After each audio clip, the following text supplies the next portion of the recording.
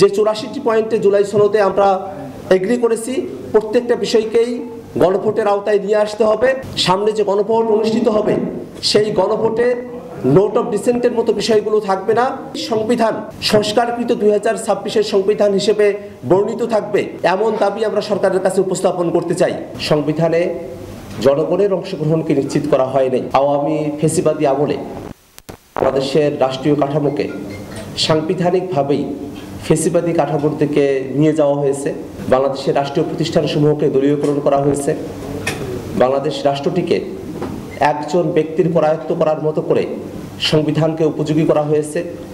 সংবিধানে জনগণের অংশগ্রহণকে নিশ্চিত করা হয়নি। এমন তো পরিস্থিতিতে ক্ষমতা হস্তান্তরের মতো শান্তিপূর্ণ প্রক্রিয়াও এই সংবিধানে অনুপস্থিত থেকে গেছে। বিচার বিভাগের স্বাধীনতা অক্ষুণ্ণ থাকে নাই। বাংলাদেশের বিচার বিভাগ, আইন বিভাগ এবং নির্বাহী বিভাগের মধ্যে ক্ষমতার ভারসাম্য বিদ্যমান সংবিধানের মধ্য দিয়ে অর্জিত হওয়া অসম্ভব ছিল। এমত অবস্থায় বাংলাদেশের মানুষেরা 24-এর অভ্যুত্থানের মধ্য দিয়ে বাংলাদেশে নতুন করে ফেসিবাদী ব্যবস্থার বিলোপ করে একটি গণতান্ত্রিক সংবিধান জবাবদিহিতাপূর্ণভাবে বাংলাদেশ রাষ্ট্রের ক্ষমতা কাঠামোকে পরিচালনার স্বপ্ন নিয়েই তারা 24-এর অভ্যুত্থানে অংশগ্রহণ করেছিলেন। জুলাই সনদের সব থেকে গুরুত্বপূর্ণ বিষয় হলো যে আদেশের মধ্য দিয়ে আমরা এটাকে বাস্তবায়ন করব, সে আদেশের বিষয়টা জনগণের কাছে আরও খোলাসা হওয়া প্রয়োজন।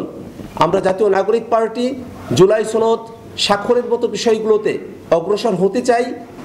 তার পূর্বে জুলাই সনদ বাস্তবায়নের জন্য যে আদেশ জারি করা হবে সে আদেশের ধরন, সে আদেশের টেক্সট, খসড়া এবং সে আদেশ গণঅভ্যুত্থানের মধ্য দিয়ে জনগণের সার্বভৌম অভিপ্রায় অভিব্যক্তি হিসেবে সরকার প্রধান প্রফেসর ডক্টর মোহাম্মদ ইউনূসের জারিকৃত একটি আদেশই হবে এবং তার মধ্য দিয়ে সামনে যে গণভোট অনুষ্ঠিত হবে সেই গণভোটে নোট অফ ডিসেন্টের মতো বিষয়গুলো থাকবে না। যে 84টি পয়েন্টে জুলাই সনদে আমরা এগ্রি করেছি, প্রত্যেকটা বিষয়কেই গণভোটের আওতায় নিয়ে আসতে হবে।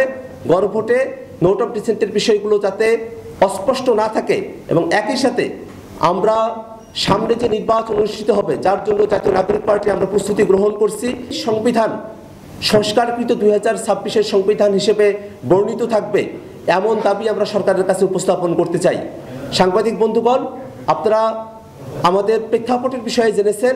আমরা আজকের এই সংবাদ সম্মেলনের মধ্য দিয়ে জুলাই সনদের যে অস্পষ্টতার জায়গাগুলো রয়েছে বাস্তবায়নের বিষয়ে, সেই বিষয়ে ঐকমত্য কমিশন এবং সরকারের দৃষ্টি আকর্ষণ করার জন্যই এবং সেই বিষয়গুলোতে সমাধা করেই জুলাই সনদ স্বাক্ষরের অনুষ্ঠান আয়োজন করার ব্যাপারে সরকারের কাছে আমরা দাবি রাখতে চাই।